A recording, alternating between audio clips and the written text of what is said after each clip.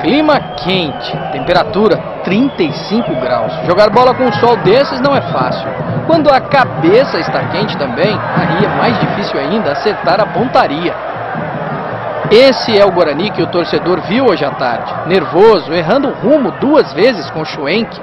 Já no segundo tempo, o Rafael Costa começou arriscando, só que os bugrinos conhecem e lembraram de um nome: Douglas, o camisa 1 que também parou o Danilo.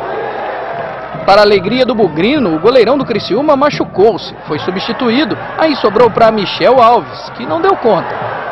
Fumagalli, que tinha acabado de entrar, achou o Danilo, foi só fazer e com estilo, como há tempos o Brinco não via. Mas tá vendo essa festa aí? Pois é, não deu para comemorar, e Zé Carlos fez o de empate.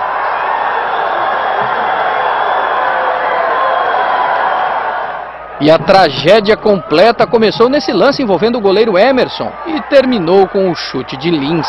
Guarani 1, Criciúma de virada 2.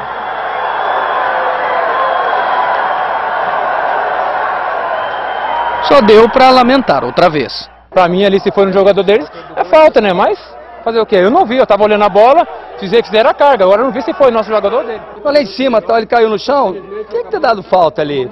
Não, é difícil trabalhar assim. Não pode existir, acho que a gente fez o primeiro gol, estava merecendo pelo ter feito melhor partida do que o Criciúma.